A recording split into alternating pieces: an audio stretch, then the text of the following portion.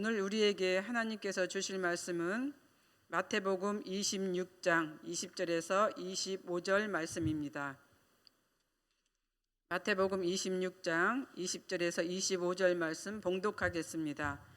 저물 때에 예수께서 12 제자와 함께 앉으셨더니 그들이 먹을 때에 이르시되 내가 진실로 너희에게 이르노니 너희 중에 한 사람이 나를 팔리라 하시니 그들이 몹시 근심하여 각각 여짜오되 주여 나는 아니지요.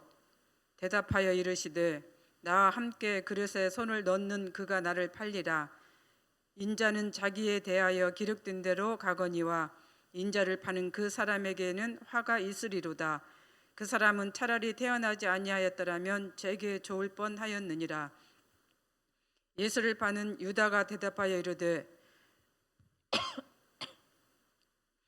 랍비여 나는 아니지요. 대답하시되 내가 말하였도다 하시니라. 아멘.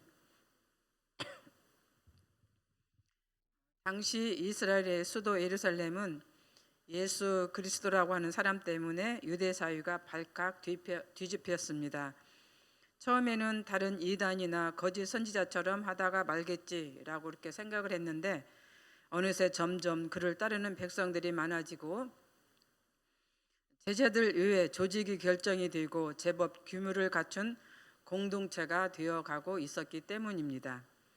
그러다가 말겠지라고 했던 유대 종교 지도자들에게 비상이 걸렸고 이 문제를 어떻게 해결할 것인가에 따른 회의가 계속되면서 그들의 고민이 점점 깊어져만 갔습니다. 그리고 고심 끝에 내린 결론이 예수를 죽이는 것이었습니다. 그들 표현대로 예수라고 하는 거짓 그리스도를 죽이면 지금까지 그들에게 위협이 됐던 모든 요소가 없어질 것이고 예전처럼 안정된 생활을 할 것이라고 믿었습니다. 그래서 결론은 예수를 죽이는 것만이 최선이라고 이제 그들은 생각을 했습니다. 그래서 그들은 기회만 되면 예수를 잡아서 죽이려고 벼르고 있었는데 도저히 기회가 오지 않았습니다. 예수를 따르는 무리들이 많을 뿐만 아니라 예수라는 자를 잡아서 처단할 그 어떤 거리가 성립이 되어 있지 않았기 때문이죠. 그런데 어느 날 유다라고 하는 예수의 제자가 자기 발로 찾아와서는 예수라고 하는 사람을 놓고 딜을 합니다. 내가 예수를 너희들에게 넘겨줄 테니 나에게 그에 합당한 대가를 주어라. 결국 은 30의 계약이 성립되었고 유다는 예수를 넘겨줄 기회를 호시탐탐 엿보고 있게 되었습니다. 유대 종교 지도자들에게는 뜻하지 않는 행제와 행운이 찾아왔던 것이지요. 26장 14절에서 16절을 보면은 그때의 12 중에 하나인 가룟 유다라 하는 자가 대제사장들에게 가서 말하되 내가 예수를 너희에게 넘겨주리니 얼마나 주려느냐 하니 그들이 은 30을 달아주거늘 그가 그때부터 예수를 넘겨줄 기회를 찾더라. 그렇다면 유다라고 하는 사람은 어떤 사람인가? 유다라고 하는 사람은 남부 유다의 헤브론이라고 하는 가롯이라고 하는 조그만 마을에서 태어났습니다. 이름 앞에 가롯이라고 하는 지명을 붙인 것도 따지고 보면은 다른 이름과 구별하기 위해서 이렇게 붙여진 이름입니다. 유다에 대한 기록은 성경 외에 또 유경에도 그렇게 나타나 있지 않습니다. 그러나 요한복음 13장 2절에 보면은 유다의 아버지가 시몬이라고 하는 사실이 기록되어 있는 것을 우리가 발견할 수가 있습니다. 예수님의 공생의 초기부터 12 제자 가운데 뽑혀서 3년 동안 예수님과 동고동락했던 그런 유다였습니다. 그래서 유다는 다른 제자들과 함께 파송을 받아서 권능을 받고 마귀도 쫓아내며 병을 고치며 그렇게 복음을 전파했던 그런 사람이죠. 특히 예수님의 12 제자 중 11명은 갈릴리 출신인데 비해서 유다는 유대의 헤브론 출신이었던 것입니다. 이 헤브론은 예루살렘 부근에 있던 그런 지역이었기 때문에 갈릴리보다는 도시였습니다. 그래서 아마 교육을 받을 교회도 다른 제자들과는 더 많았을 것으로 그렇게 생각을 합니다.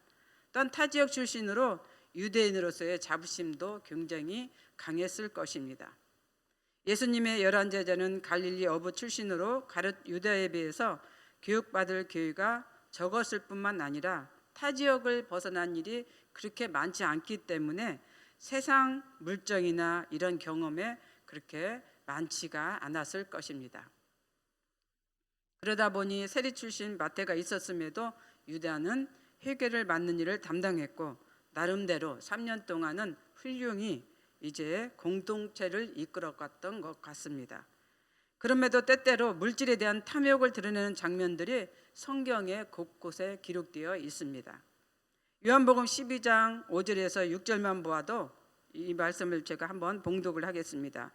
이 향유를 어찌하여 300데나리온에 팔아 가난한 자들에게 주지 아니하였느냐 하니 이렇게 말함은 가난한 자들을 생각함이 아니요 그는 도둑이라 돈꾀를 맞고 거기 넣는 것을 훔쳐가미러라. 예수님을 위한 그 마음보다는 그 물질의 야욕을 드러내는 그런 장면이죠. 그래서 여기에는 유다의 악함이 나타나고 있습니다. 가난한 자의 구제를 핑계로 공금을 착복하는 이러한 일들이 여기에 기록되어 있는 것이죠. 그래서 개인의 이익을 이제 취하려고 하는 이 세속적인 모습을 보여주고 있습니다. 또한 자기가 맡고 있는 돈께에서 돈을 훔쳐간다라고 하는 이 표현처럼 이 유다는 도둑놈이었습니다. 한마디로 말하면 도둑놈이었던 것이죠. 내 도둑놈뿐만 아니라 간교하고 사리사욕에 아주 밝은 그런 면이 강했다라고 하는 것을 우리는 성경을 통해서 알 수가 있습니다. 그래서 유다의 이런 모습을 보면서 이제 우리는 오늘 본문을 생각해 볼 수가 있습니다. 예수님께서 제자 중 한 사람이 나를 팔리라 이렇게 만찬 자리에서 공포를 하셨습니다.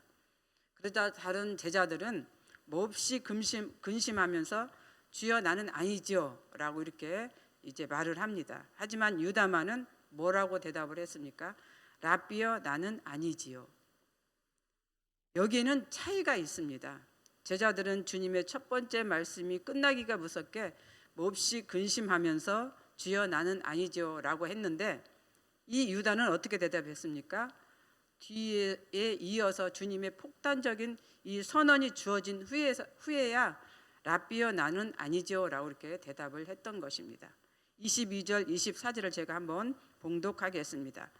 나와 함께 그릇에 손을 넣는 그가 나를 팔리라. 인자는 자기에 대하여 기록된 대로 가거니와 인자를 파는 그 사람에게는 화가 있으리로다. 그 사람은 차라리 태어나지 아니하였더라면 제게 좋을 뻔하였느니라.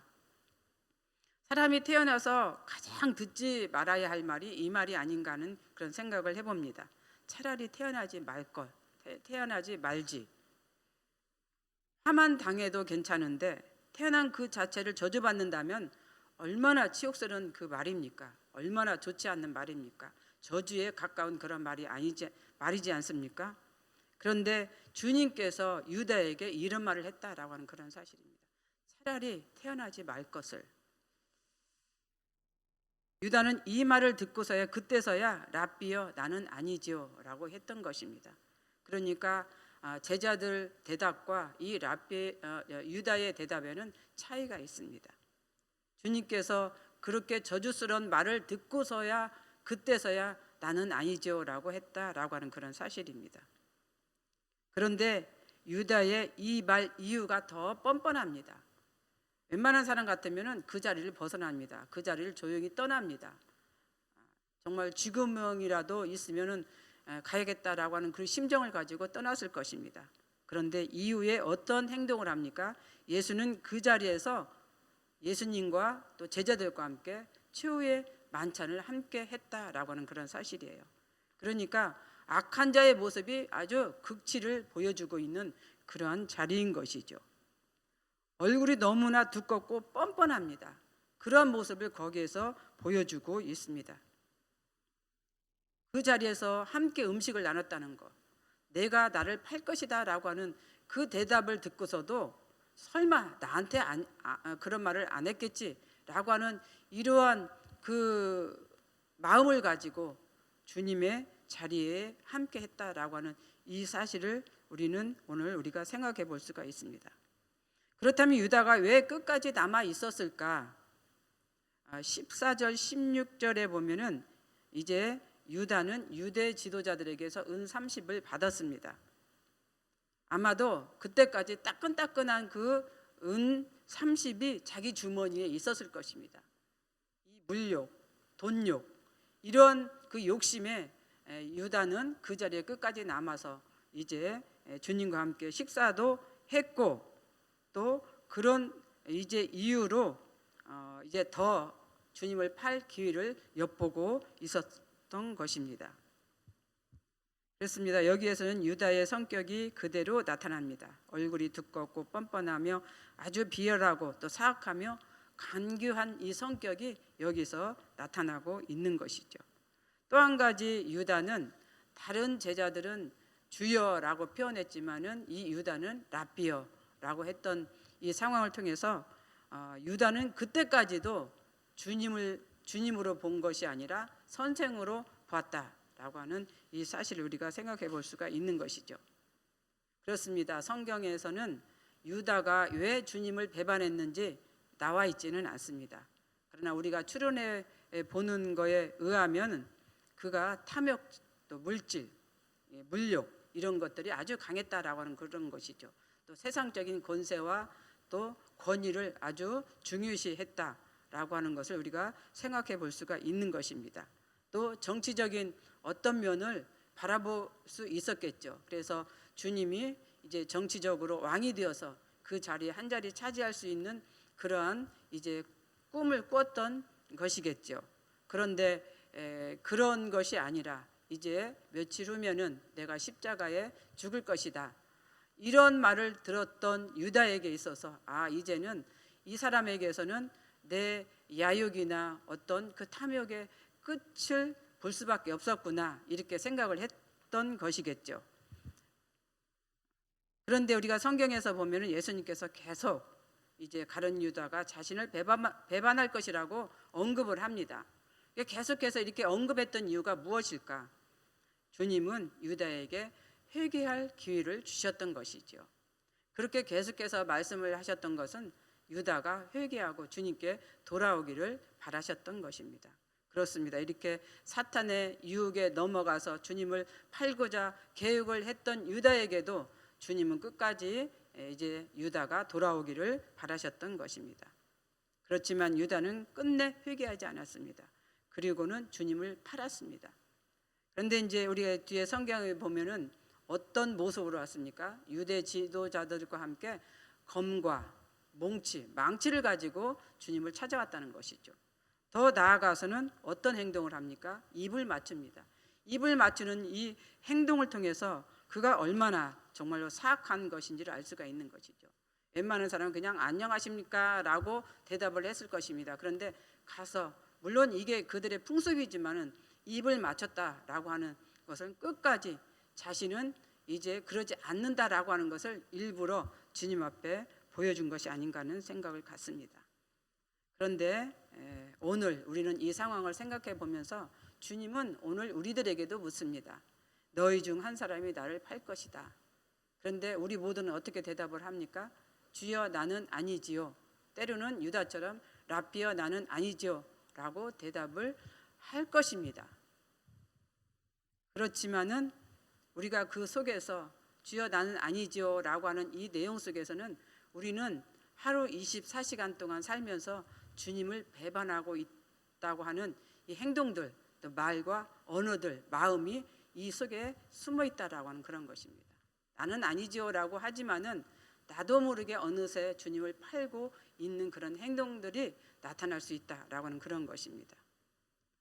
그렇지만 우리가 그런 순간에 깨달아서 하나님 앞에 회개하고 돌아오는 것이 주의 성도로서 그 일이라고 하는 사실을 우리가 아셨으면 좋겠습니다.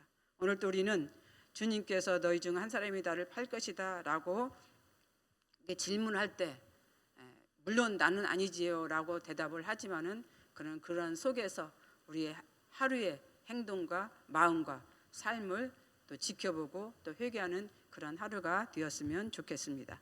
기도하겠습니다. 사랑과 은혜가 풍성하신 하나님 참 감사합니다. 오늘 또 주님은 우리에게 묻습니다. 너희 중에 한 사람이 나를 팔 것이다. 그러나 우리 모두는 아니요 라고 대답을 할 것입니다. 하지만 그런 속에서 우리가 주님께 기도하면서 회개하면서 주의 자녀로서 살아갈 수 있는 그 마음가짐을 이제 이렇게 할 수 있는 저희들 되기를 원합니다. 오늘 하루도 주님의 은혜 속에서 살아가는 하루가 되게 하여 주시옵소서. 감사를 드리며 예수님의 이름으로 기도드립니다. 아멘. 공동 기도문입니다. 지금 들은 말씀이 내 삶으로 이어지게 하옵소서. 점점 확산되어가는 코로나19를 막아주시고 방역당국과 의료진들에게 지혜와 능력을 주옵소서. 동네 샘해줄 소그룹 사역이 점점 활성화되어 살아있는 하나님의 말씀을 체험케 하옵소서. 말씀상 공동체 가정과 직장과 사업 위에 하나님의 축복이 가득하게 하옵소서. 러시아와 우크라이나 전쟁이 속히 종식되어 전 세계 어려움이 빨리 해결되게 하옵소서. 이 시간 공동 기도문과 개인의 기도 제목을 놓고 기도하신 후에 각자 삶의 자리로 나아가도록 하겠습니다. 기도하겠습니다.